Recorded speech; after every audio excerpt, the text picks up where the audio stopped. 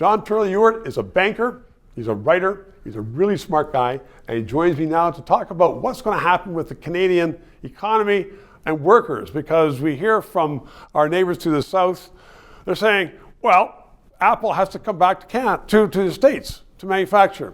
You wrote in the Globe and Mail the other day, that's simply not going to happen. It's not going to happen. The U.S. doesn't have the capacity. Canada doesn't have the capacity. People don't realize. What's the capacity? Well, what do you mean by that? I'll give you an example. So for some of the factories for iPhones in China, produce 500,000 iPhones a month. That is 500 million parts a month go into those factories.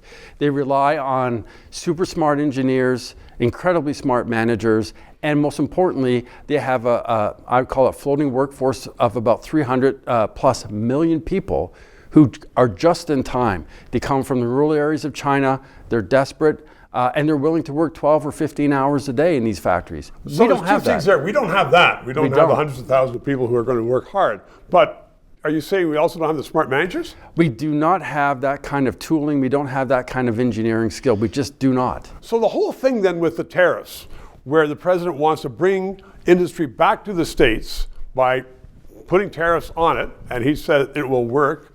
Are you saying, well, Apple, you're saying it definitely won't work? It's not going to work. I mean, Apple invested upwards of $55 billion a year, starting from 2015 onwards, into manufacturing in China. That is double what the Marshall Plan was to rebuild 16 countries. They've trained 28 million people in China. Like people don't understand the global scale of this. Well, I understand then how Americans are looking and saying, you know what, we don't have the jobs because you guys sold them overseas.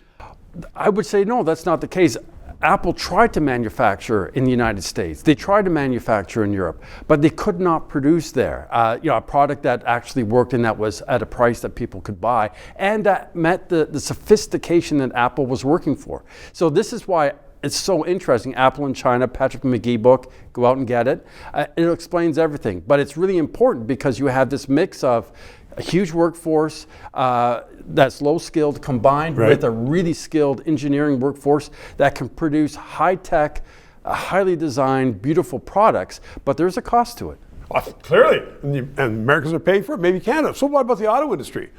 Trump wants the auto industry back to the States. And that's different? That is different. It's less complicated. That certainly can happen. We've seen some of the U.S. automakers reduce their production levels here in Canada.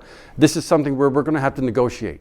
Remember that the Americans do need stuff from us. They need our energy. They need our aluminum. They do need our steel, even though they don't say that. We aren't going to sell energy to anybody, are we?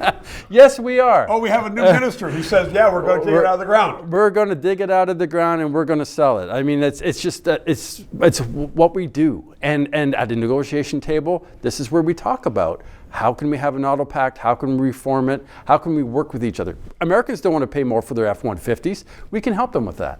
I love your optimism. It's fabulous. Thanks very much, John. 3 minutes.